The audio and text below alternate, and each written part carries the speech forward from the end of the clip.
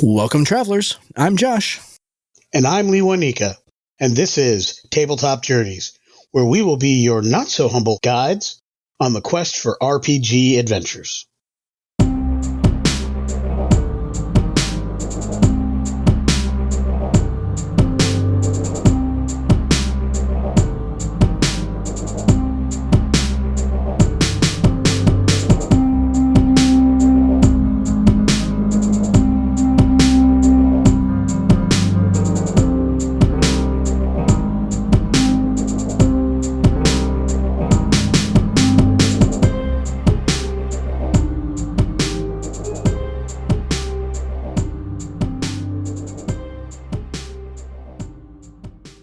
And now, here's a message from friends of the show.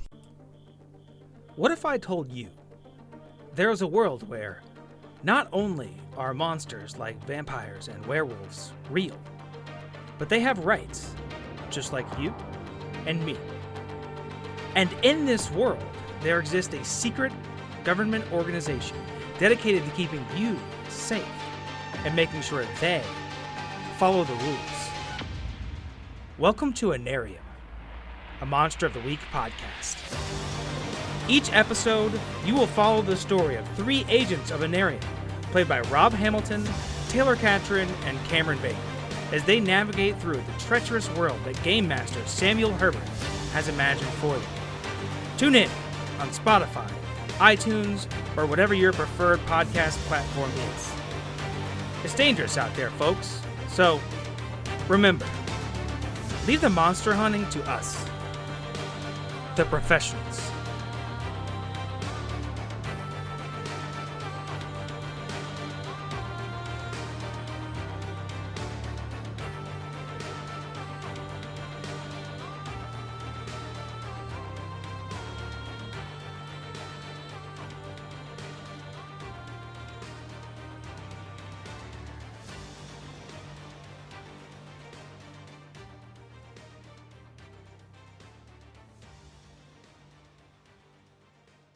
Welcome, everybody, to tonight's episode. Today's episode, if you're listening to that in the middle of the day, since we launch our episodes at 6 o'clock in the morning, I just shouldn't say tonight, I should say today. But regardless of the time of day that you are listening, we are glad that you are here. Mr. Lee Wanika Miller sitting opposite the mic from me tonight. How you doing, sir? How are things down in Connecticut? Things are going very well, and we are glad, so glad indeed. There's actually a song about that, but I'm not going to get into that. I'm not going to do the same thing at this moment. Maybe later, but not at this moment. No, things are going really good. I had a great day. I had the day off, which basically meant worked Nice. TTJ, and got a lot accomplished, moved a lot of needles in the right directions. So if you're not paying attention, earlier this month we put out a video about our latest project, what we're calling Project Kraken, part of Kraken Week 2024.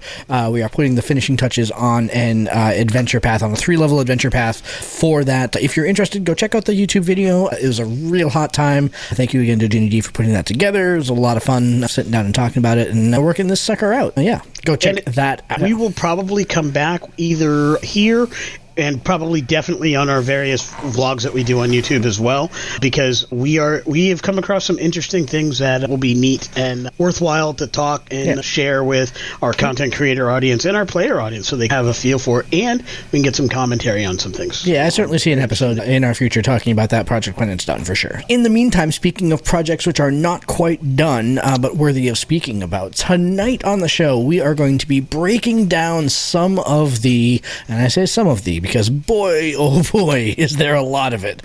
Some of the information that has come out about the 2024 release of D&D. So we are recording this end of July right now. When the player handbook is released, we're going to know officially exactly what is in there.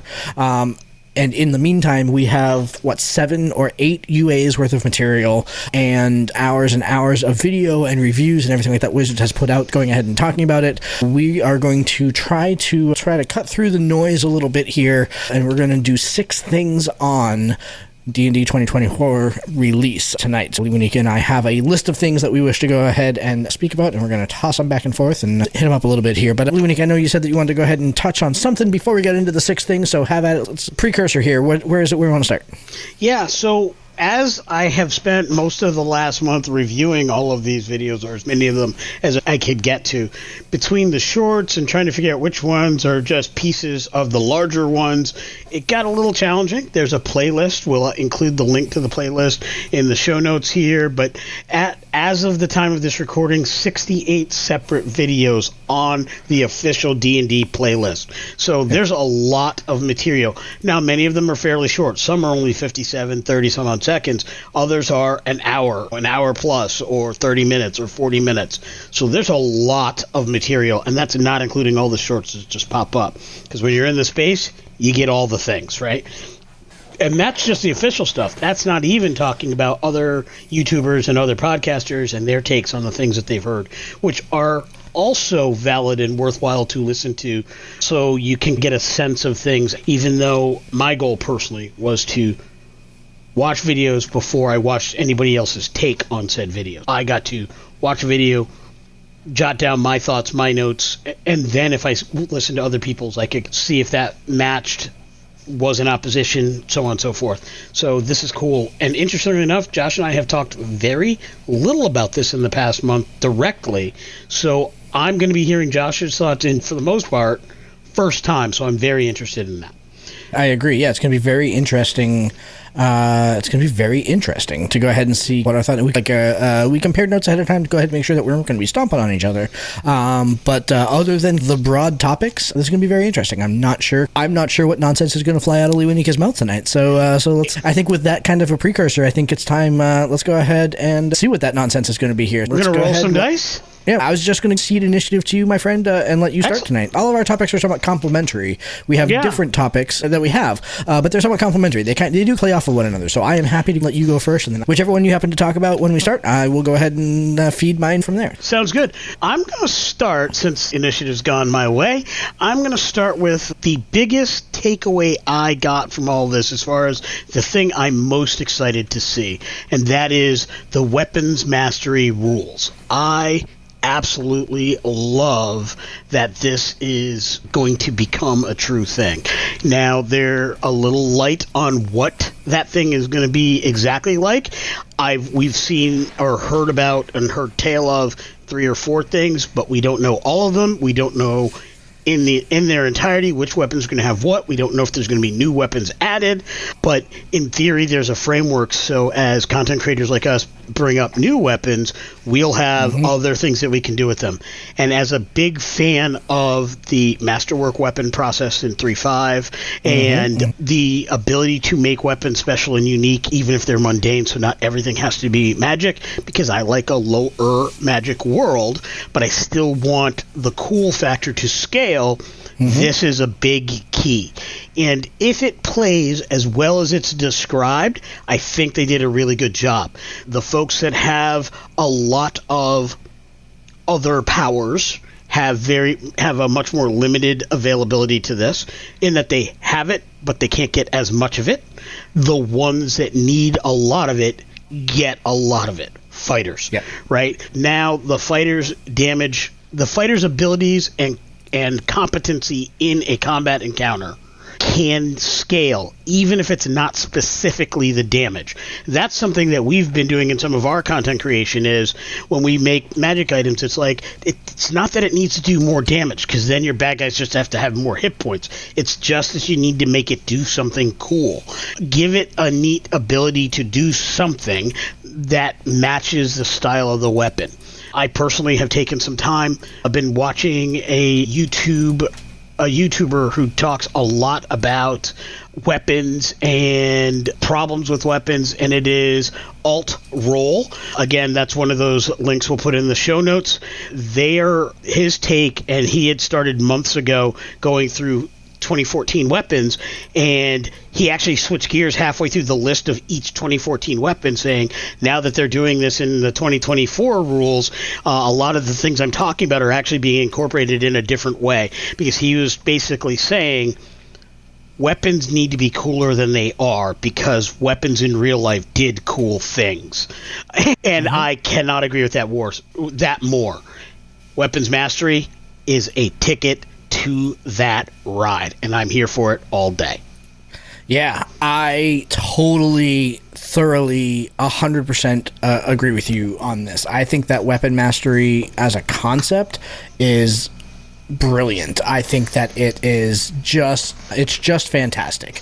And I really think that I like the way that they did it, where, you as a character need the ability to use the weapon mastery traits that are then assigned to the weapons. I think that is a really elegant way to split the divide between, does a character do a thing or does the weapon do the thing? So then if you and I both have weapon mastery and you need my great sword with super sharp edging or whatever, you can take my great sword and do the thing. It makes found loot that you find in your dungeon a little bit more versatile, because now it's really making a difference. You've already got a weapon with a special property. I don't, blah, blah, all those sorts of things.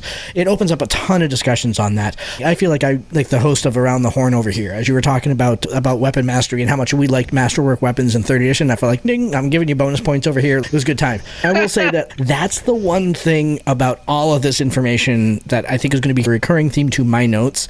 I feel like they went back and they studied the things that worked in 3 and 3.5 and they brought them back, which I think is good. And we will see this, I think, in other places. The things that I liked most are some of the things that really worked for me in the earlier editions of the rules. So I'm very happy that they went ahead and did that.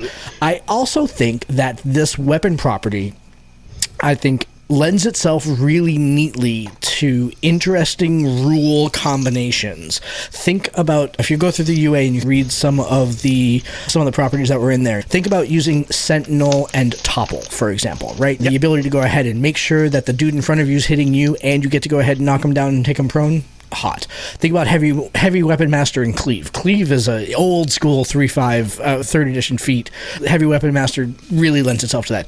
Sharpshooter and graze, the ability to go ahead and do something to a character even if you miss them. Sharpshooter you're not going to miss very often, but imagine, like, I think that there's a lot of possibility in there too. Hex and Vex, I think that's just fun to say. So I can see a Warlock built on Hex and Vex properties. I think that'd be freaking brilliant. So yeah, it's just amazing. I love it. I love that they're getting back to the concept of expertly conceived weapons that are not explicitly magical. I think that is a good thing. They are condition-inflicting properties, which is always great. And I think you're right. It really opens up the door for a lot of really interesting custom weapons in the future. As a content creator, the ability to design new condition-inflicting properties and new weapons that have or that use these in interesting ways. The sky feels like it's the limit for those, and I'm very much here for it. I think that's a fantastic addition to these rules.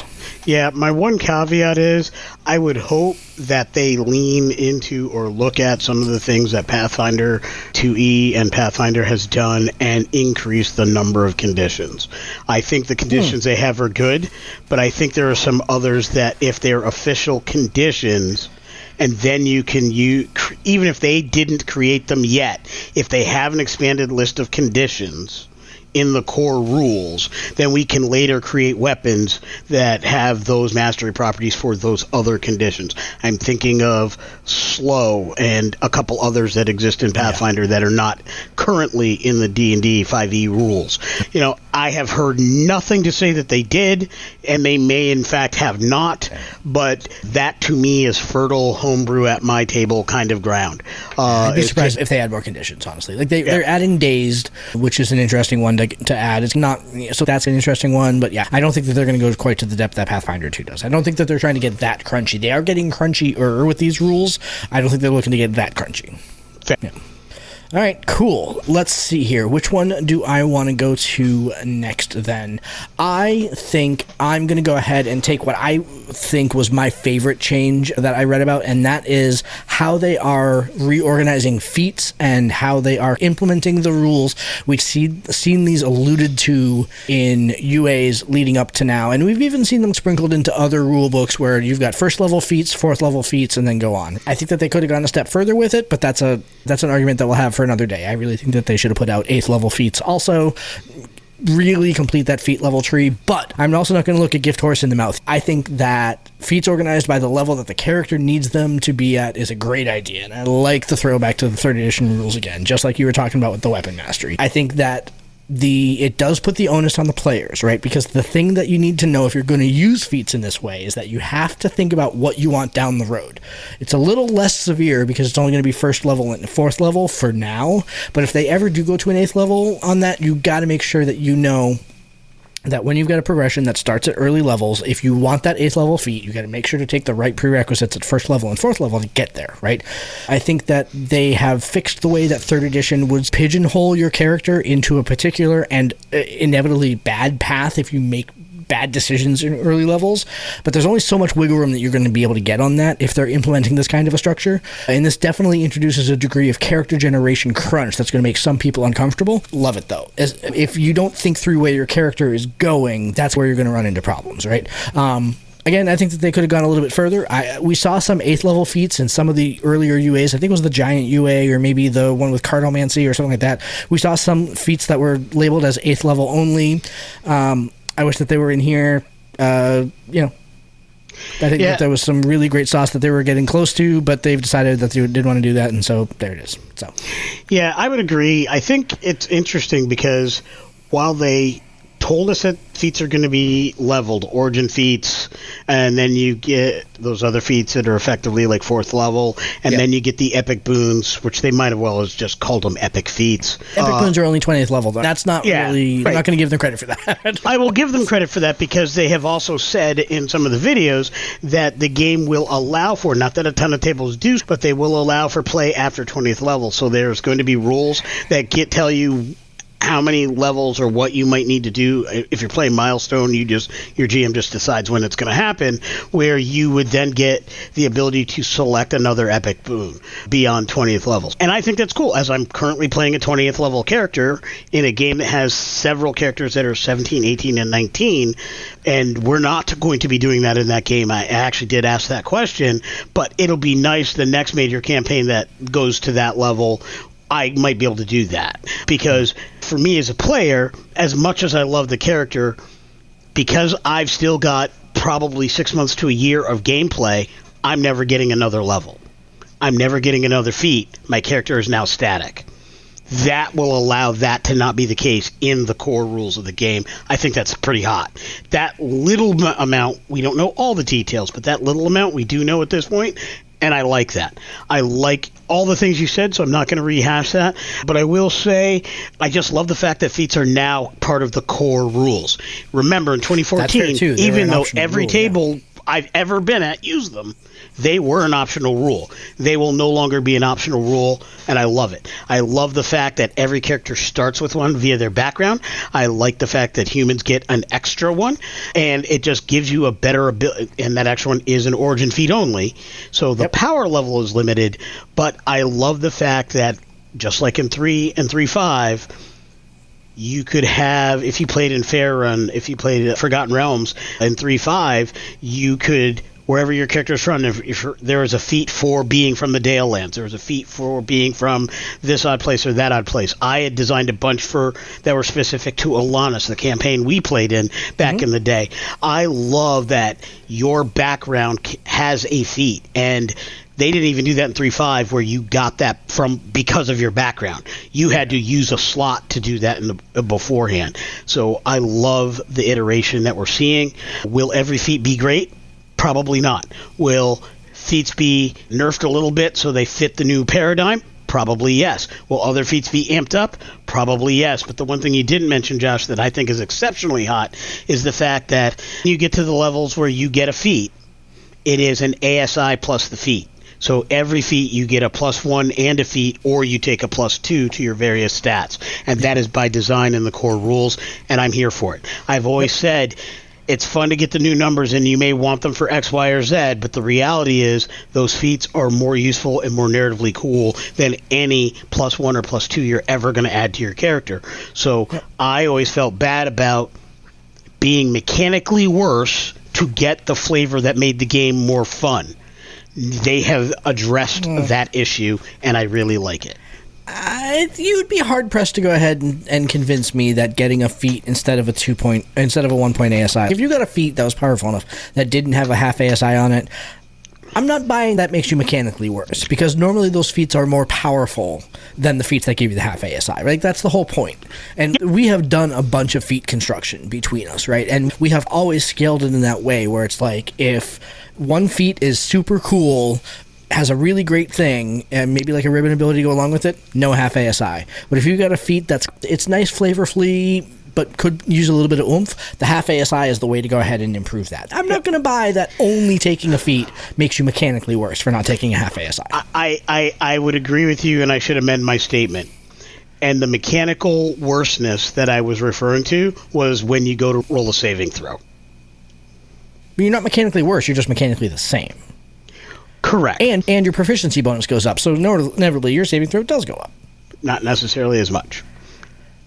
But no, hold on here, because I'm not going to let you go. I'm not going to let you go on this. I'm going to go ahead and, because think about it too.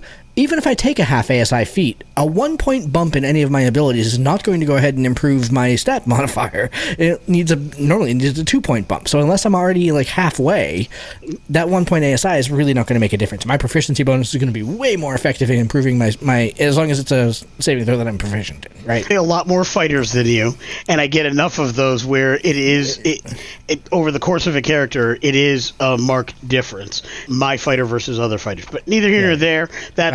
Those are choice issues. I like the way the rules are going. They make that choice easier for me now. So. Agreed. All right, sir. What's next?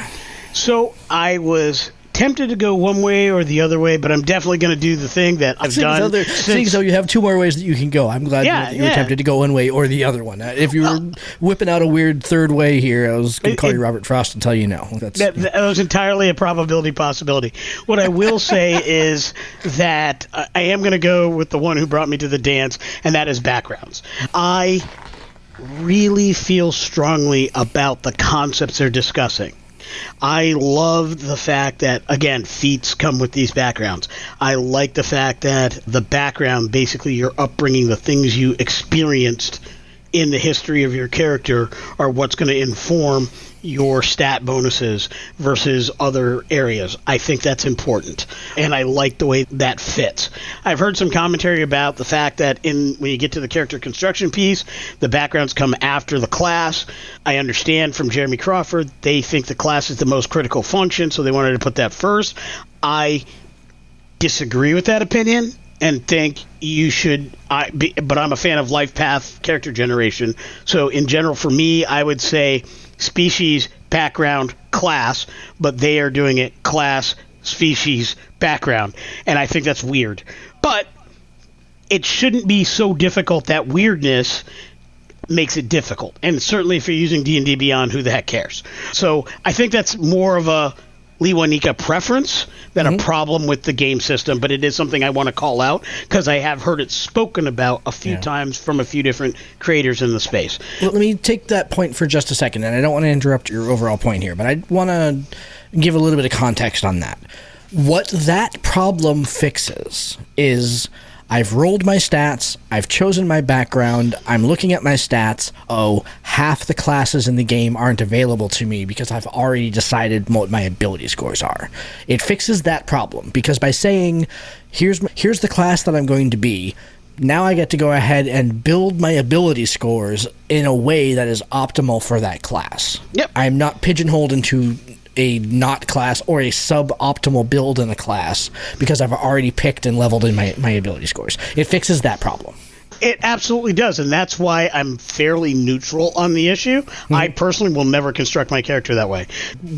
One of the greatest characters I ever built was rolled up in the most old school way possible. Which oddly was very similar to this, but this was back when they had all kinds of restrictions as opposed to optimal. Yeah. There were restrictions. It was, tell us what class you want to be, then we're going to roll your stats. Raw. Yeah. 3d6, 6 times, nothing gets thrown out, roll that raw. Yeah. And do you get enough to be the class you wanted to be? I absolutely didn't. So I only qualified to be a rogue. And as that rogue, because I had wanted to be a ranger, I then went and got the Rogue Scout kit from 2nd edition and built Razan Greystoke the First. He was a character who never got to be what he wanted to be because he was the most unoptimal build for that thing, and one of the greatest characters I have ever played. Get to be what he wanted to be because he was a Greystoke, but that's a separate issue altogether. Defined the stereotype. But father to 32, I think he was everything he wanted to be. No, he only had one. But at any rate, what I like about this is I'm always going to build my characters in my way, and this doesn't change that. So it's not the worst deal. It is something I noted. Again, a Lewanika, how he plays thing versus a problem with the system.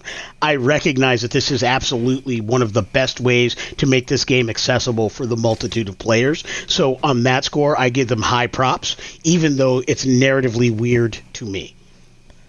Yeah. I like the background. I like the way that they are cracking that nut open and really letting you play with the guts of what a background is. That's hot to me. That is a really interesting way of up some really great narrative things. I also like the fact that they're giving you like canned backgrounds so that you can go ahead and say, you know what, I'm not sure what to do. What are some ideas? And then so I love it. I think that's built really well. I think that's a really good way. Honestly, the one thing that I don't like about backgrounds and the way that they're doing it, I think that giving them 3 languages as a blanket is weird. That's weird to me. And I think that, honestly, it's because when I think about the most underutilized rules in D&D and tabletop role-playing game, maybe in general, it's encumbrance, money, and languages, right? Yep. So it's, does it potentially make a difference? Yes, it sure does. Giving just a blanket 3 languages, is that kind of like a token, like, oh, yep, we know that this is going to get underutilized. Go ahead and pick, 2 normal languages and a weird one, have fun with it, thing, but don't let them get in the way mechanically. Like, we're not going to tie it to your intelligence modifier, we're not going to tie it to your species, we're not going to tie it to anything. That's not true. You do get sometimes bonus languages for your particular species, but that's not the point. The point is that I think that as a background, just saying, yep, you speak 3 languages. Barbarian of the North, you speak 3 languages, even with your intelligence of 6. Go ahead. I find... And you brought that up, and I hadn't even thought about it because, honestly, it wasn't on my radar when I was going through the material. It's a really minor quibble. But to me, it is actually a rule. If I'm running a table, I will actually throw right out the door. That will not be the case. I will not let people... the entire planet cannot be a polyglot. That is weird, and that is narratively unsound. I actually don't care enough about it to even worry about throwing it out, to be honest with you, because language is not a thing that really... I cannot think of a situation where language has ever really played a main character in anything that I have done, in anything other than comedic relief or storyteller fuckery, right? Like that. Those are the only 2 things that that languages have to do with. Absolutely. And the difference is in the games that I run, specifically in the Land of 18 Seas, language is everything in that game. All of my kingdoms have different languages, so even there is a universal common that most people know and understand, but each human community, each human kingdom has their own language. And therefore language matters to me, and I basically have homebrewed the old rules from the oldest versions of the game. Your intelligence score tells you how many languages you have. At character generation, that bonus equals any additional languages you have. If you get a +1 in intelligence, you get an extra language off the rip, plus whatever comes through your various character build. If you've got a skill, or if you've got a thing that gives you an additional language, you take a feat that gives you 3 languages, you obviously have those. These can't.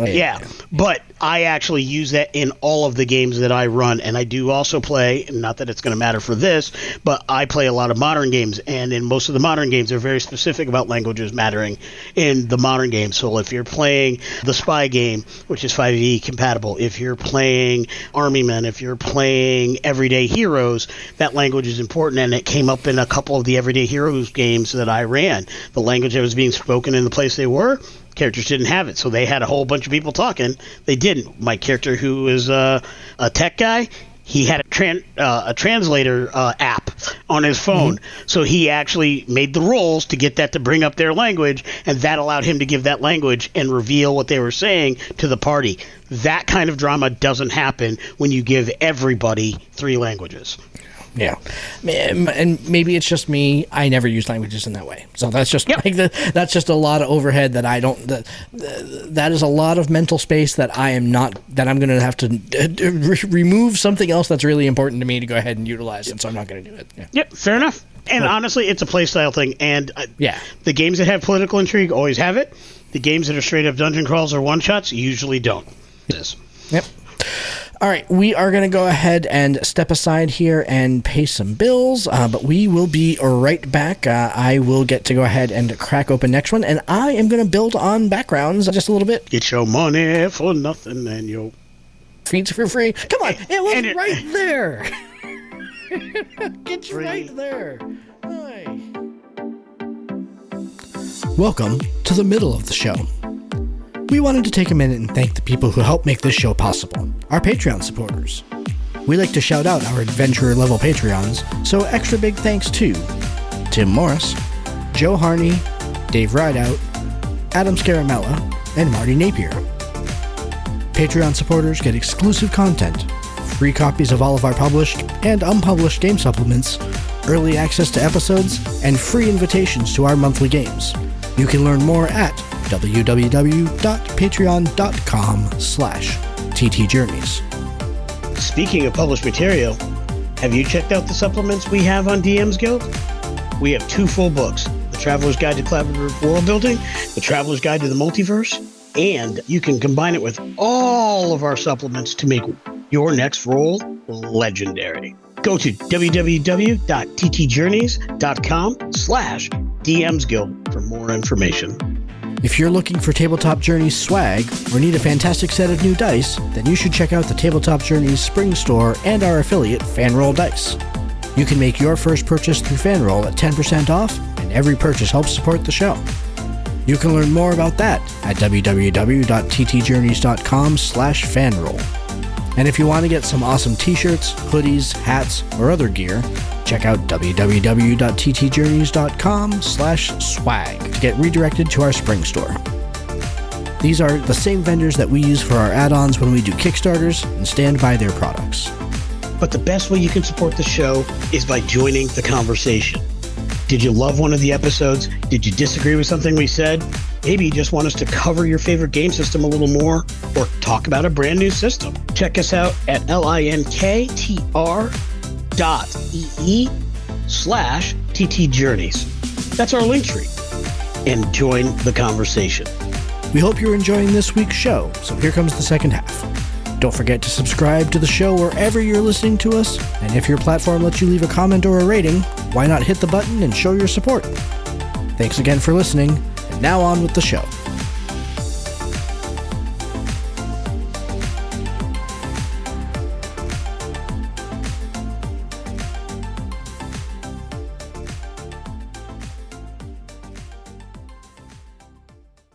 Welcome back to the show, everybody. We are continuing on with our 6 things that we think we know about D&D 2024 episode tonight, based on the mountain of material that is out there in the internet. And before I continue on with number 4 here, my next choice, I do want to give a quick shout out. I found this resource tremendously useful. We'll make sure that the link is down in the show notes here, but there is on homebrewery.naturalcrit.com has a compilation from all of the UAs and the SRD mashed together to try to figure out what this player handbook might look like. It's called the 1D&D Playtest Collation. It's exactly what it sounds like. So a lot of the things that I use to go ahead and research this and a lot of the mechanical stuff that I talked about, I'm pulling from this document here.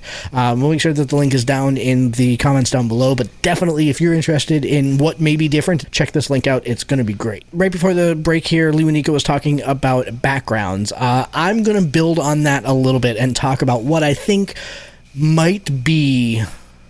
Boy, I've got a lot of favorite changes. I'm going to be fully honest here. And I may have said that the feats were my favorite change, and this one might actually be my favorite change. I hold that until I talk about my third one here, but what I want to talk about is heroic advantage. The replacement largely for inspiration that it looks like is going to be in there. And the reason why I like heroic advantage is that heroic advantage is finally the cure to the background problem that traditional 5e rules have. And backgrounds are great mechanically. However, the whole concept of personality traits, bonds, ideals, and everything was that they were supposed to be a driving force behind how the character acted in a given situation. They were 100% narrative. They had virtually nothing mechanical behind them whatsoever, and so therefore they were forgotten. The issues that, because they were givens, nobody gave a crap about them. You'd pick them at character generation, and if you were like 98% of the players out there, you would use them for the first couple of levels in your character, and then as soon as you, the player, decided that your character was going a different direction, even if it varied from the bonds and ideals and everything that you settled on, they quickly got thrown away, right? They went to the wayside, and you settled into the character as you actually saw it, right? And now with heroic advantage, they matter so much more because the player can get mechanical inspiration for use on challenges that are related to these background traits, right? So if you are throwing a saving throw that has something to do with one of your bonds, or if you're throwing an ability score that has something to do with one of your ideals or whatever like that, you can gain, if you have that inspiration, you can use it specifically because of the bond and the flaw that you, or the bond and the trait that you have that relates to that challenge. This is straight out of games like Star Trek Adventures, right? Where values become chips that you can barter for enhanced rolls. It makes them stronger. It makes your background choices it makes your background choices have more import and have more weight to them. It is a great improvement, and it will make these choices that are still made at character generation really matter. I also think, and we don't know if this is going to be in the rules or not, I think that it actually might be, given the way that a lot of the D&D 2024 stuff is being written, but I think that you should have the ability to buy off I think you should have the ability to buy off or change these traits as your characters progress, to go ahead and represent the way that characters change as they're moving from level to level and as they experience things around the world. Maybe that's just like a pipe dream of like everything should morph, everything can change, or the way that I run games where it's, we're 8th level now and you're not having fun playing the warlock and you want to play a cleric instead, become a cleric. Roll up a cleric, be a cleric. It's not really going to change the game that much. I would much rather you have fun at the end of the day.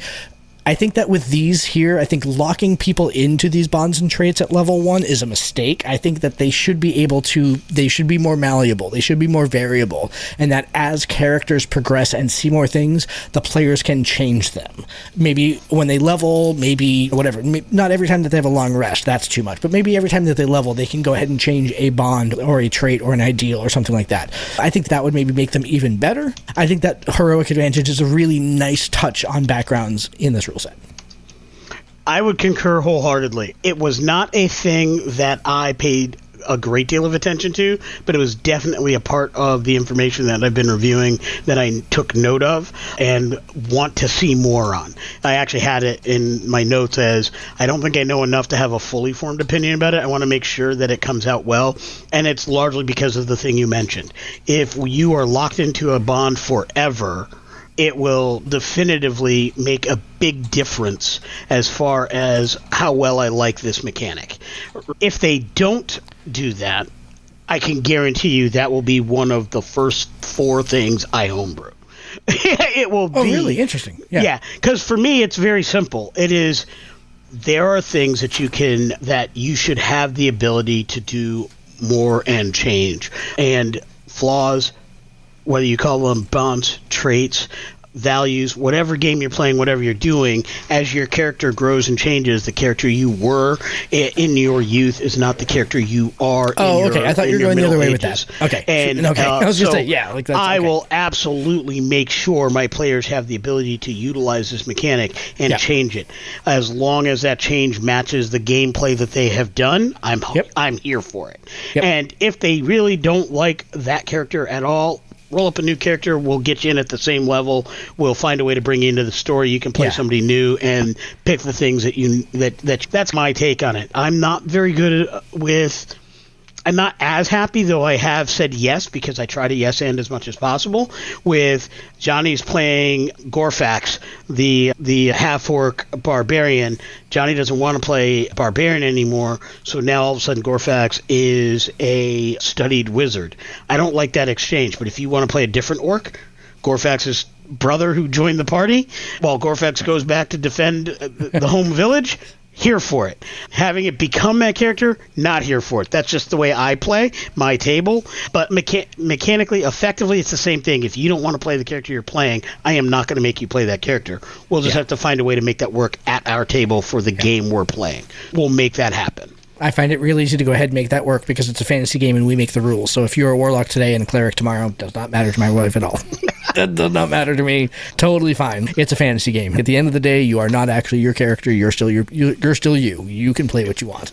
And for me, that is where I will land if we can't come to an agreement, but I will always seek to have it make narrative sense. Fair enough. Yeah, that's fair. I understand the narrative sense. I really do. And I get that there can be some things that can help smooth that out a little bit. But the problem is that if I'm playing Gorfax the half-orc barbarian, and then I'm playing Forfax, his brother, how does Forfax know all the things that Gorfax know? Because me, Josh, as a player, knows all the things that I've learned. Yeah. Then that becomes a situation where I don't know that thing. I wasn't with you. That's a whole lot of mess. I basically give them an ability like Tomax and Zaymont, and then they know all the same things. I would rather make that fantasy change than poof, you're a cleric, or poof, you're a wizard. That's just me. And Yo Joe. All right. Number 5, sir. Moving from very specific one mechanic type of things, my number 5 is a bit of a cheat code for me. I'm gonna hit on a couple different things. The class information that really caught my eye and made me excited or completely intrigued to see what comes next. Those are two very different statements. I'll explain as we go. I am excited to play a monk with these new rules that they have discussed. I don't know if the mechanics are going to work out as well as they seem to be discussing. Something I will mention in greater detail. We are watching the lead creators in a highly produced, very polished, exceptionally edited series of videos and snippets from larger recording sessions. And while they are trying to talk about the things that they very clearly love, and I truly believe they love the things that they're talking about here. I don't find Jeremy Crawford or Chris Perkins to be disingenuous. I think they truly like what they're talking about. But it is a commercial. It is a series of large commercials who's designed to get us interested, talking, and ready to buy this product come September. I think they're successful in that overall. But because of that, there are some things that I am like, am I excited to play it, or am I just really anxious / interested in seeing what it is? For monks, I'm excited. I like the way that it's going. I like the way they've changed the names of the subclasses, the way their combat works, and the way some of their abilities works.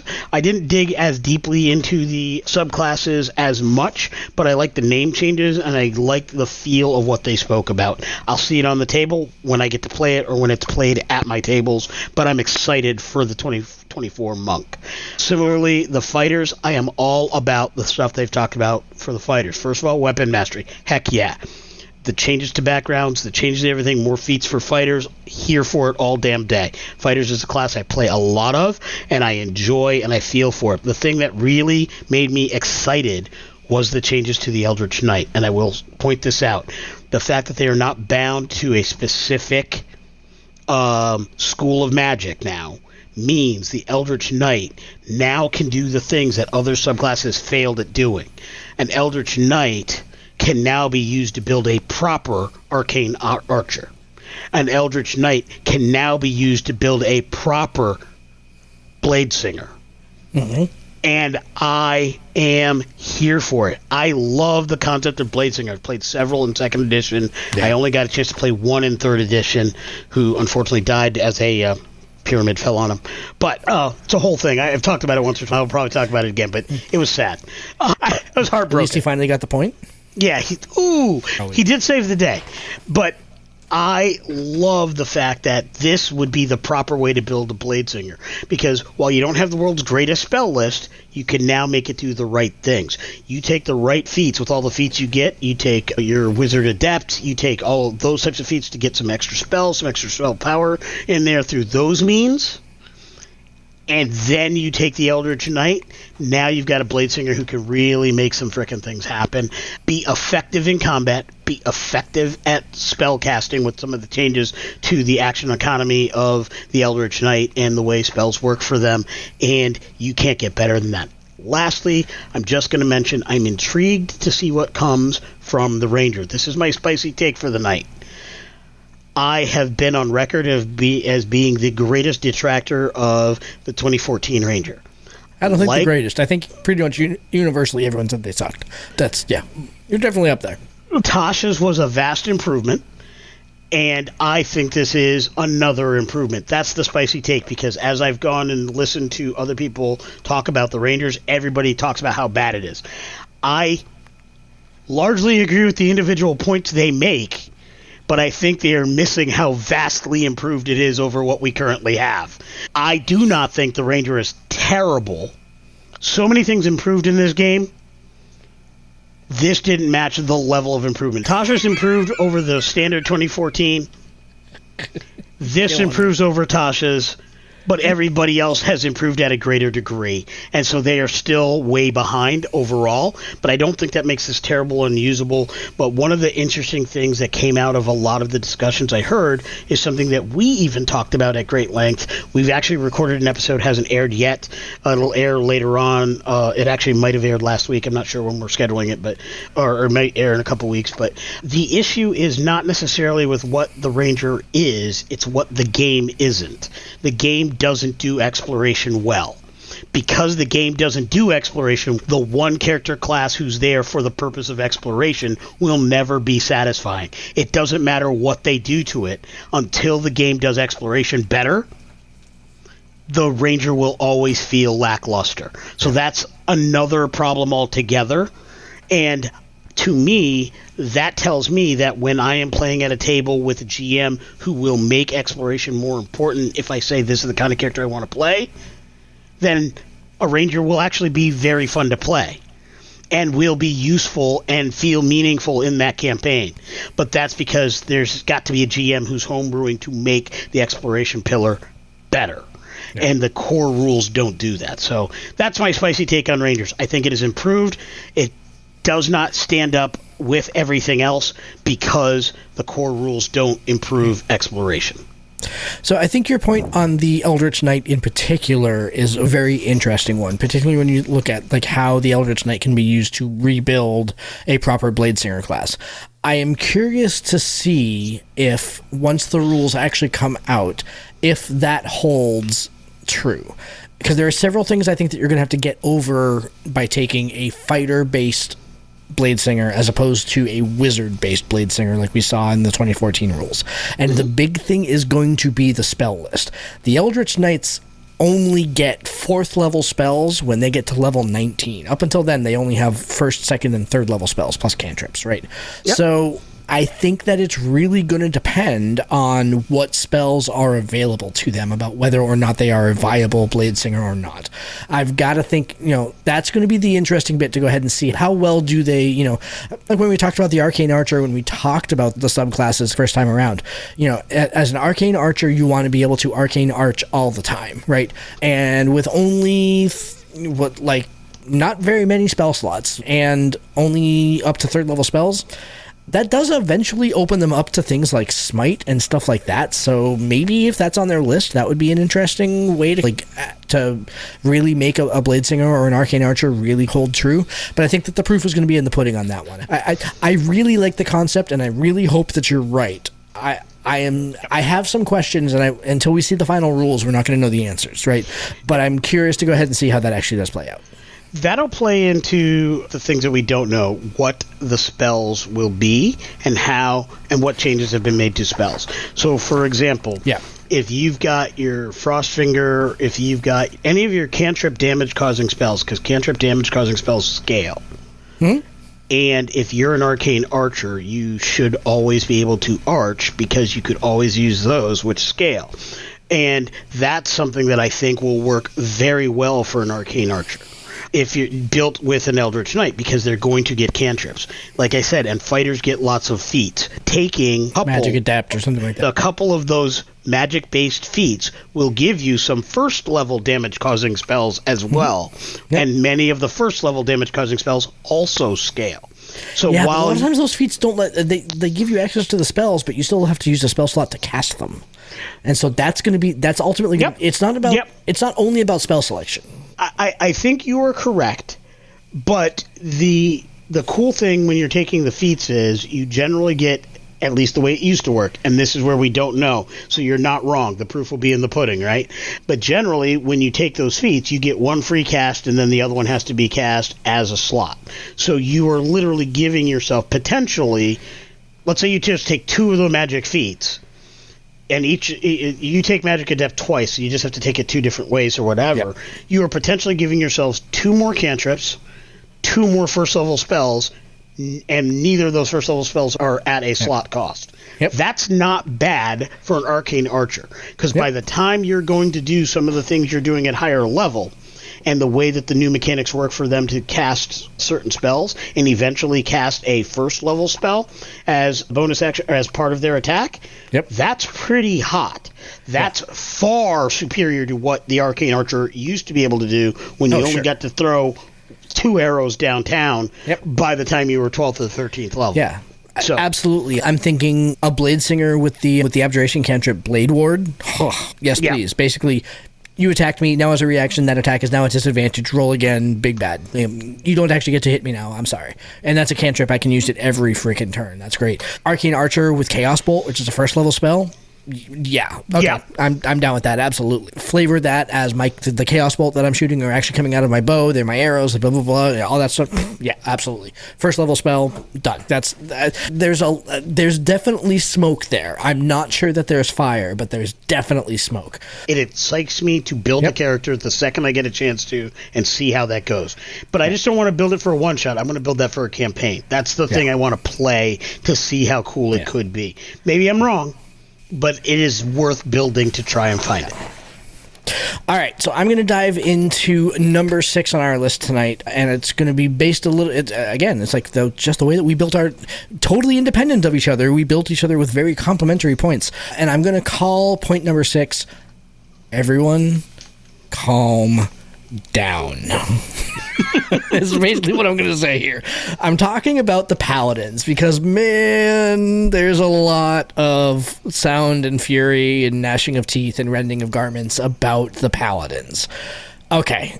I'm actually just going to... I almost never do this, but I actually wrote out like a full paragraph on my point here. So I'm just going to read this because I think that it's particularly well done here. So here's the paragraph. You tell me what you think at the end. Paladins. Invincible tanks of deific might that can cast the doom of the heavens down on their foes and pump up their allies with their riveting speech and the sheer aura of their lawfulness.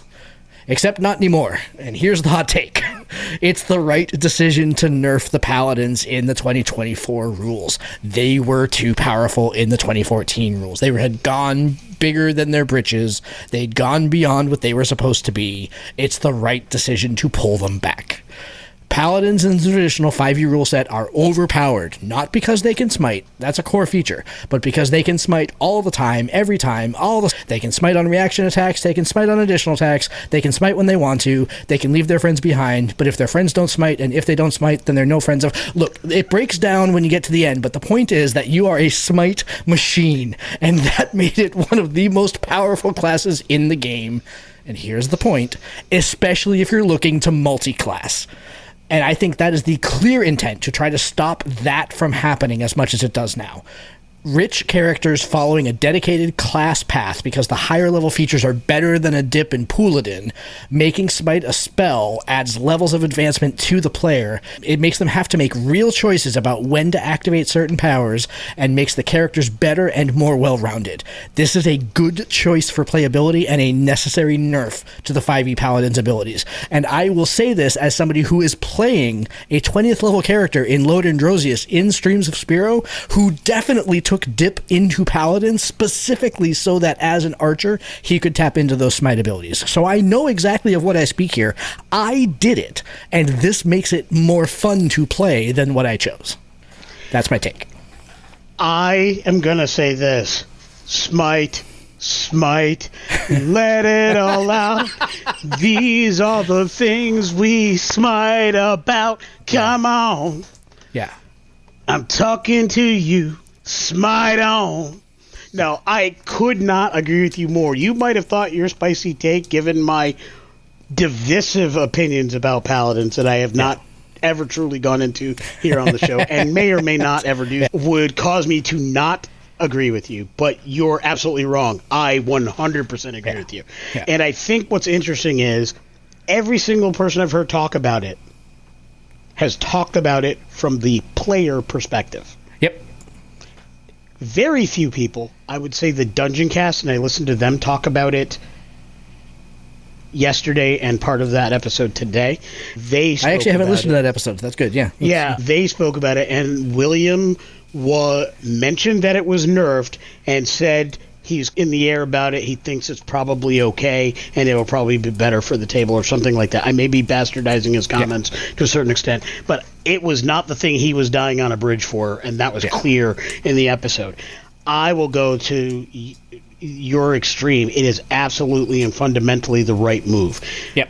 2014, there were certain character classes that were so good you were a fool if you didn't dip into them. Yep. Whether and generally, if it wasn't both, it was Paladin or Warlock. You just had to do that. Or at least Fighter. Even if you weren't going to go Paladin, at least dipping into Fighter so you get action surge. And I do feel a strong piece of the corrective action done to the classes here was to make that process less necessary. Making feats core and structuring feats in a way that allows you to do things will allow you, if you want to play rogue and get more spells, then you just take a feat when your feat comes up. It's not killing you for your ACI or ASI, and you get a couple extra spells. You get a little bit more varied ability. You want to play a fighter with a little more diversity, do that. Warlocks or sorcerers who have a limited spell list, you want to beef that up a little bit in meaningful ways, even though it's only at the lower levels. That can be a difference maker in various encounters. One or two extra spells, one or two extra slots, and the free casting is critical in some cases. We saw that in our Bard battle that we did. A couple of those spells. But, one of the spells that I used, which helped us win in the end, was definitively only available because I had the free casting. There's a reason those things work. I think as a design element, it absolutely had to be changed. Making it a spell made more sense. And you still get a free use of it. Like you get one free use without using your spell slot. Everything else takes the spell slot. Biggest change is the fact that you can only do it once per turn. Yes. Yeah, and that is huge and important.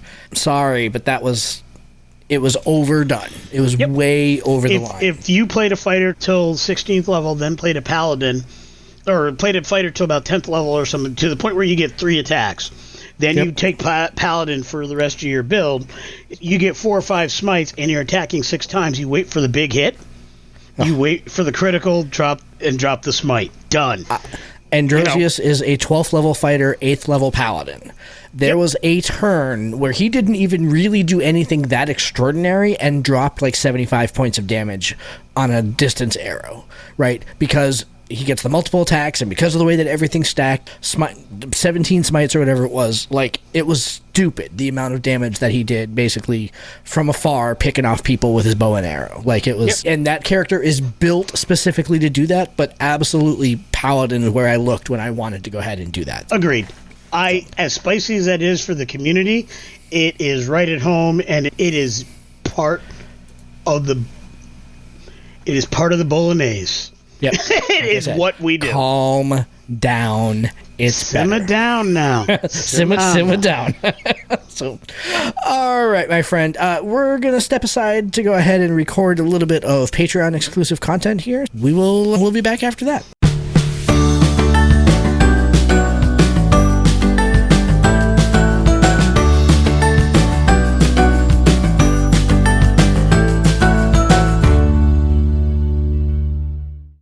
we are back from our Patreon exclusive. Remember, if you want to listen to that content, the best way to go ahead and do that is to become one of our Patreons, of course. Go to www.patreon.com/ttjourneys. You can get early access to all of our episodes. You can get exclusive content like what we just recorded there. And you can also get invites to our monthly tabletop games. We are talking about ways to go ahead and change that system up a little bit, so there may be some news coming out about that sooner rather than later. But for now, man, we play an awful lot of Star Trek Adventures with our Patreons, and it's always a frickin' blast. Come join the fun. www.patreon.com/ttjourneys.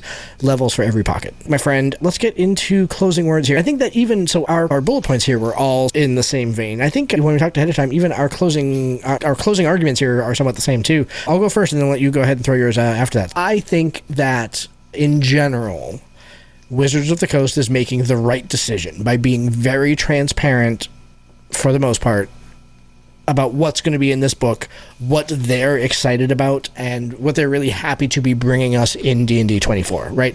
At the end of the day, we crap on them a lot for doing the wrong thing, because they found a way to go ahead and do the wrong thing for a really long time. And we are skeptical. We were all skeptical when they said that the rules would still be functionally 5e and that the 5e rules would be compatible with the 2024 rules. But they're showing the proof in the pudding by putting it all out there for everyone to see with the videos, the rules releases, previews, playtests. This is the sort of openness that Wizards of the Coast needed to do, and they're doing it. It's what the community has been asking for. So I'm going to go ahead and give them a little bit of credit for doing that, right? If we're going to crap on them when they do something stupid, I think that we need to celebrate them when they do something smart. And this has been a great idea to bring people to the discussion of what these rules are going to be, what the differences between 2024 and traditional 5e are going to be, and help get creative juices flowing.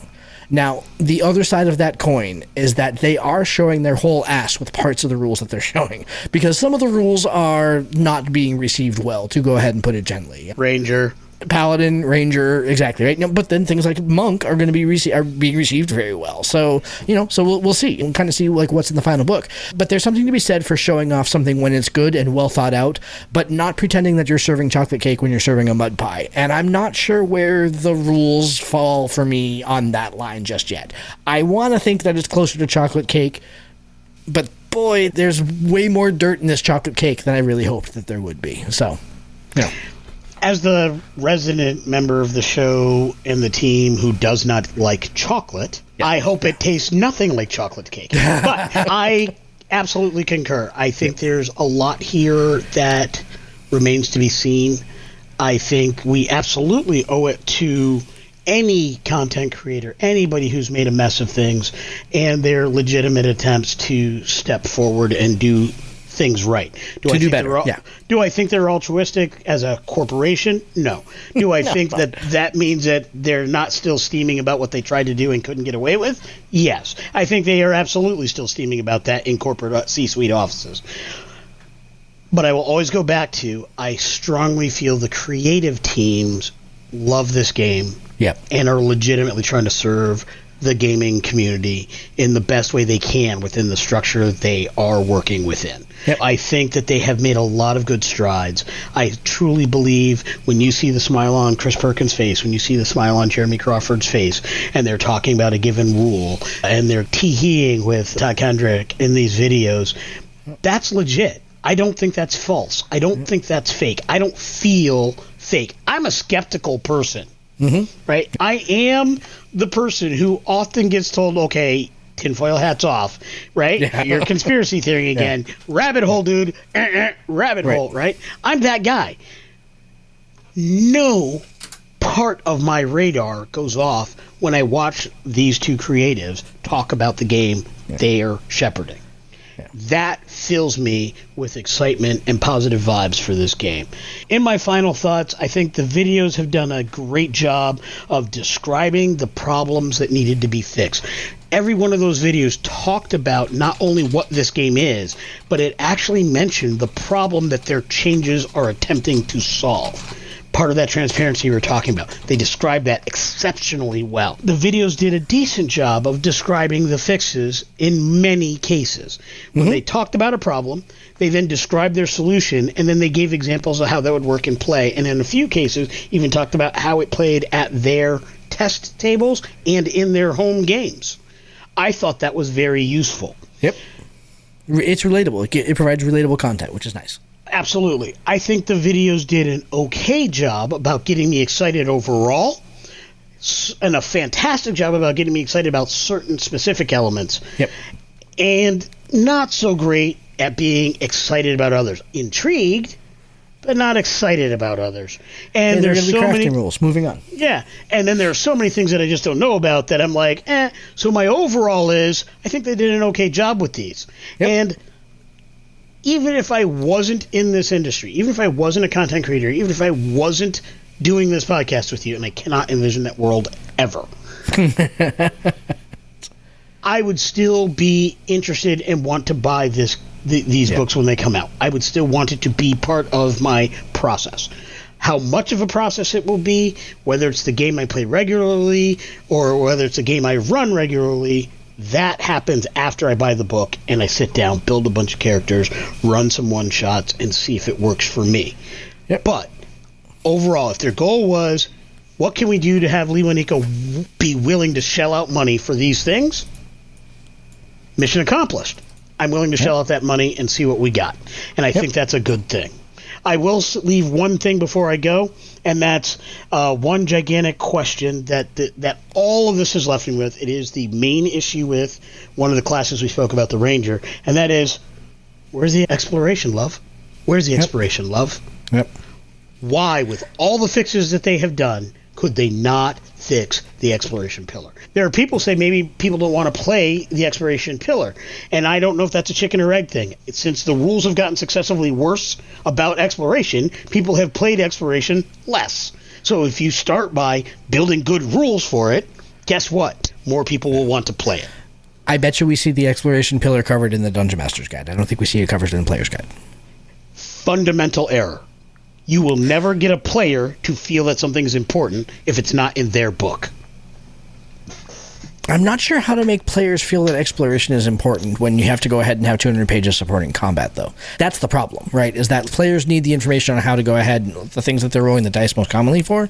I don't know. You could be, I could be wrong, but I'd be willing to bet you'll see it in the Dungeon Master's book. And I think you're probably right, but my issue is if you have no rules that are player facing that makes each individual character have a piece of that exploration pillar, then it doesn't matter what's in the Dungeon Master book because they've got no interaction with it. It's like I was talking about with the bonds and traits and things that were attached to backgrounds. They had no mechanical benefit, therefore they got ignored. All right, everybody, that is our episode for today. We'd love to go ahead and hear your thoughts on what Wizards of the Coast is doing right, wrong, and different with the D&D 2024 launch. Of course, we are on the verge of these books coming out within the next few weeks here, so certainly this is not the last word that you will hear on the 2024 edition on the channel here. We'll be talking about the books in depth as it comes out. In the meantime, though, before we get there, we have the episode we've alluded to it a couple times. We have our episode on concentration coming up next week on the show.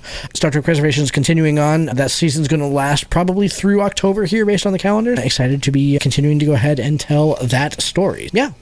That's our show for this evening. Love to go ahead and hear your thoughts. Love to go ahead and hear your comments wherever you're checking us out. Check us out on Spotify, checking us out on YouTube, wherever you're checking us out. We would love to go ahead and hear from you as always. I'm gonna just ask the audience here, if you're hearing this podcast, however you hear this podcast, please give us a comment. Just two things. Tell us the number one thing that got you excited about the previews of the 2024 Player's Handbook and information, and give us the number one thing that worries you about that book. I think that is going to be a critical and important discussion to have, because that worry column, the list of things that we as a community are worried about, that's going to be where homebrewers, that's going to be where content creators fill in those gaps. We are going to be TTJ, the Dungeon Dudes, Ghostfire Games, the Dungeon Cast, all of us out there in the industry on every level, we're going to be the ones that are filling in that gap. So if you, the audience members, if you, the players, and you, the GMs who are out there consuming this content, let us in the content creator community know what worries you about these books up front. We're going to be the ones that have products waiting for you in short order to fill those gaps, so your table and your games will be legendary. I love it. Well done, sir. All right, everybody. We'll talk to you next week when we talk concentration. Until then, have a good week. Good night, all.